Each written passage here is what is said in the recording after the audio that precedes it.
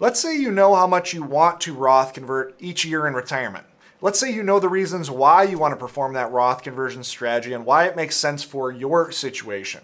Well, this is where most retirees end up stopping. Their Roth conversion strategy is done. But as we're showing in this two-part video series, taking the extra step and focusing on some small details, like the time of the year you perform your Roth conversion, makes a material difference when we look at how effective that Roth conversion strategy actually was. Now, this is the second video in the two-part series, and I'll link to the first video up in the upper right-hand corner. I highly recommend watching and familiarizing yourself with that video before diving into the data that we're going to show in this video today. Now, in the first part of this series, we walked through 5 different Roth conversion strategies that you'll see on the screen right here.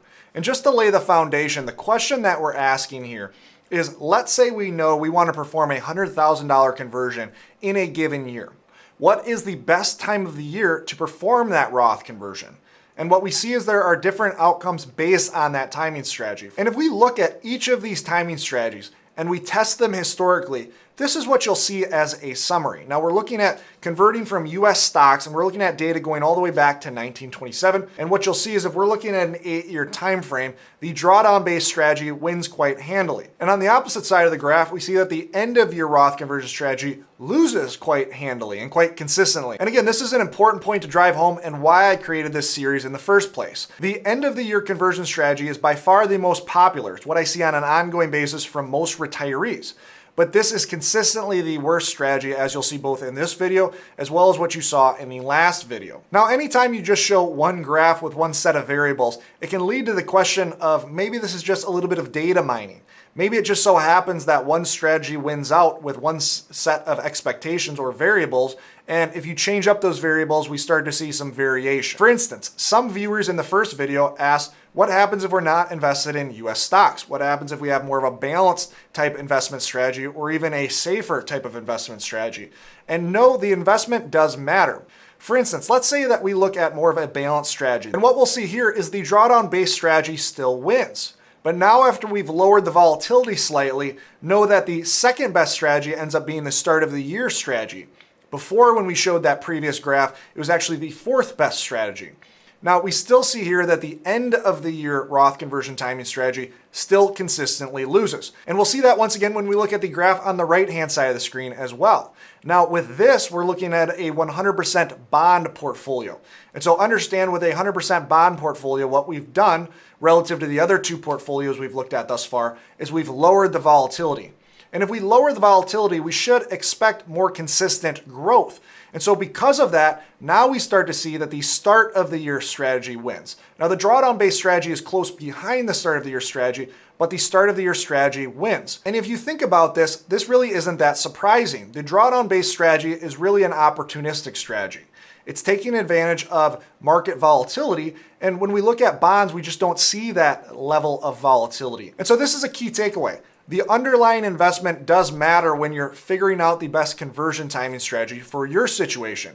If we look at the visual on the right-hand side of the screen, this is how you can understand which strategy ends up being best. If we're converting from an underlying investment that's highly volatile, meaning that it could be up 30% one year and maybe down 30% the next year, what we see from the results is it leans towards a more drawdown-based Roth conversion strategy. And this makes sense. When you have that volatility, you're able to convert at a given drawdown, and we know that converting at a drawdown, or as I describe it, at a discount, ends up making a lot of sense. Now on the flip side, the lower volatility investment that you have, the more you would want to lean towards a start of the year conversion strategy. Let's look at an extreme. Let's say you're converting a CD. Well, we know a CD isn't going to have any volatility. It's just going to consistently grow. And so if you were converting a CD, it would make the most sense to convert at the start of the year. It's the volatility within those investment returns that really starts to shift that conversion strategy. Now, just to close the loop on this front, I took a more volatile asset than just US stocks when looking at US small cap stocks on the left-hand side of the screen.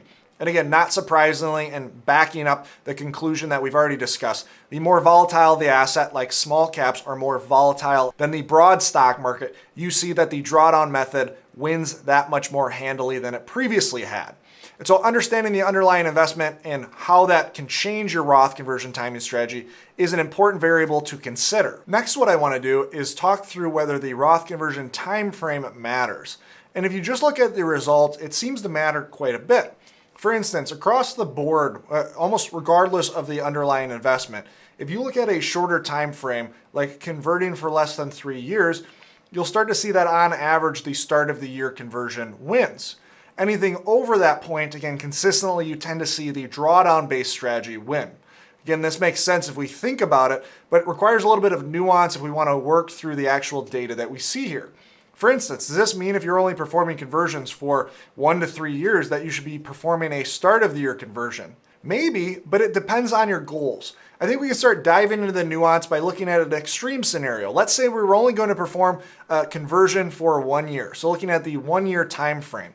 Well, if we look at US stock market performance, we would see that on average over the last 100 years, we've basically seen the stock market rise about 75% of the time.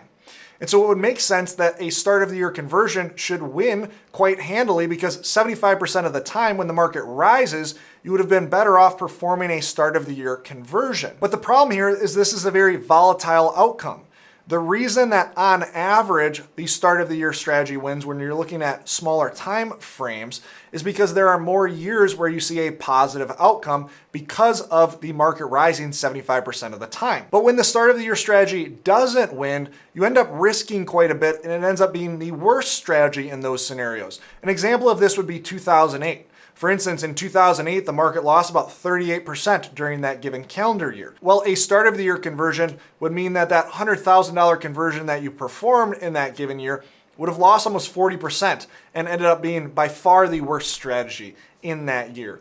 And so understand that in those smaller time frames, a start of the year technically wins if we look just based on averages, but understand it's extremely volatile. You either win or you end up losing quite handily relative to the other strategies here. Now, some of you might be sitting here thinking, if we're going to dive into the nuance when we look at a shorter time frame, shouldn't we also dive into some nuance when we look at a longer conversion time frame? And I wholeheartedly agree. Let's dive deeper into the data.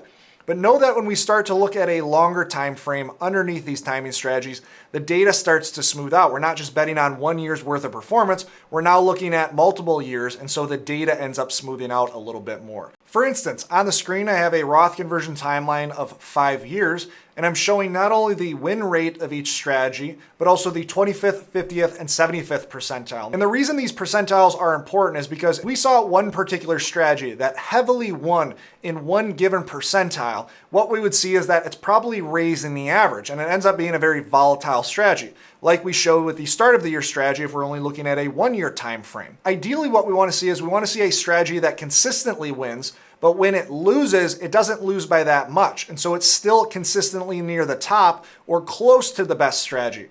And that's exactly what we see based on this 5-year timeline when we look at the drawdown-based strategy. We see that it wins outright about 50% of the time, but when we look at the given percentiles, when it does lose, it ends up being quite close to the top performing strategy. And so this is ideally what we want to see. We don't necessarily care that it wins and is the best strategy all of the time. We want to know that it's consistently close to the best strategy when and if it does end up losing. And then finally, the last topic I want to cover is fine-tuning the drawdown filter. So invariably, when I talk about having a drawdown trigger, I receive a lot of questions around what is the best drawdown trigger. And the best drawdown trigger really depends on what your goals are. Each of them offer benefits as well as some drawbacks. For instance, let's say you had a 10% drawdown trigger. On the screen, I show stock market drawdowns going back to 2005. And not surprisingly, if you had a smaller drawdown trigger, what you'd see is you consistently hit that drawdown trigger more often. On the flip side, if you had a 50% drawdown trigger, basically what you're waiting for is that fat pitch to come right down the plate. And what you would have seen since 2005 is you would have only hit that drawdown trigger once. And so understand that there are benefits with picking a shorter drawdown trigger, and there are also benefits with picking a larger drawdown trigger. Now, if we just look at the historical results, what you'll see is that a smaller drawdown trigger ends up being slightly better. And this is because it ends up getting hit more often. So again, keep in mind what the drawdown strategy is. You start with half of the conversion at the beginning of the year, and then the second half of the conversion, you're either leaving till we hit a drawdown trigger, or we're leaving until the end of the year.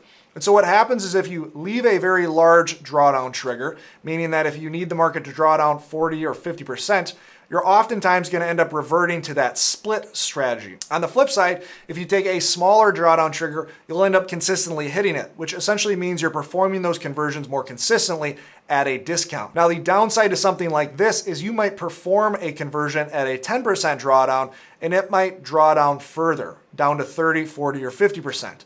At that point, you might kick yourself a little bit. And so understand there are some peace of mind elements that have to be added into this equation as well. This is not to say you should just go with the best result that consistently shows up in history.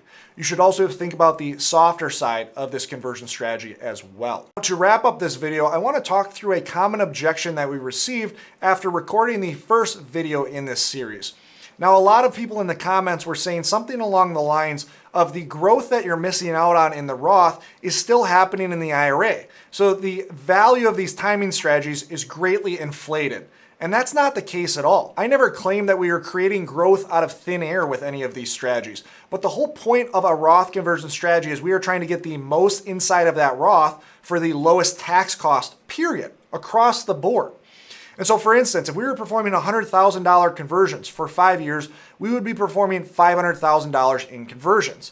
Let's just say our example tax cost here is 20% of those given conversions. And so we're going to owe $100,000 in taxes. This is essentially our investment in this Roth conversion strategy to avoid taxes down the road. Now, if we can get more within our Roth from that $100,000 paid in taxes, that is the whole point of this timing strategy. Remember, the timing strategy that you so choose for your Roth conversion plan is such a small part of the overall Roth conversion plan. But as you can see throughout these videos, it makes a meaningful and material impact nonetheless. So for instance, if we paid $100,000 in taxes and we ended up with only $632,000 in our Roth with one strategy, versus we ended up with $685,000 in our Roth in the other strategy.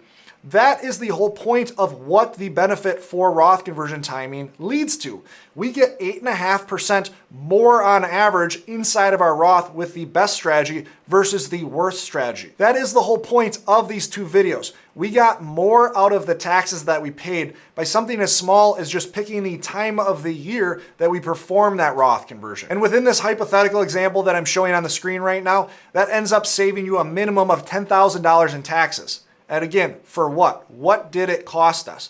It just cost us building a better plan. If you're wanting to learn more about how you can build a better plan in other places inside of your Roth conversion strategy, click on this video right here. One of the best ways to build a better plan is avoiding mistakes. And in this video right here, we talk about 5 common Roth conversion mistakes we see on a regular basis.